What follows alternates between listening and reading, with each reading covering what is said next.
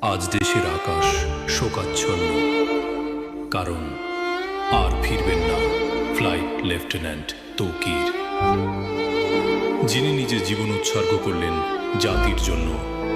তার গল্পটা থেমে গেল আজ হঠাৎ করেই। তিনি ছিলেন একজন সাহসী যোদ্ধা, একজন স্বামী, একজন সদ্য গড়া পরিবারের ভরসা।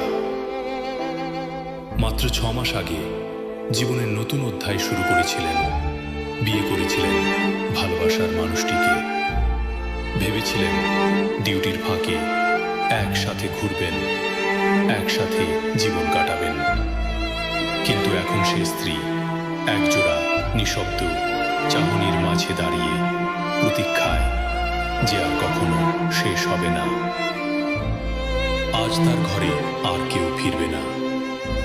নতুন সংসারের ঘরটায় এখন শুধু কান্নার শব্দ। বিয়ের অ্যালবামের পাতা এখন চোখের জলে ভিজে যাচ্ছে। ছবিতে আছে হাসি, বাস্তবে শুধু শূন্যতা। তৌকির শুধু দেশের জন্য নয়, ভেঙে গেল একজন স্ত্রীর জীবন, যিনি মাত্র শুরু করেছিলেন ভালোবাসার পথ চলা। তৌকির যুদ্ধবিমান চালিয়ে বাঁচাতে চেয়েছিলেন শহরকে, বাঁচাতে চেয়েছিলেন ভবিষ্যৎ প্রজন্মকে। নিজের শেষ মুহূর্তেও হয়তো স্ত্রীকে মনে রেখেছিলেন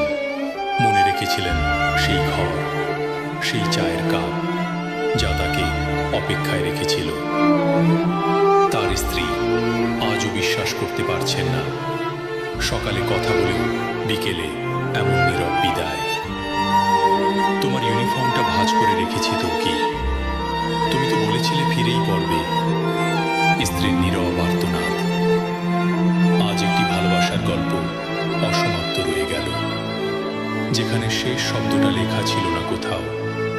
তৌকির এখন দেশের গর্ব, কিন্তু একজন স্ত্রীর হৃদয়ে তিনি রয়ে গেলেন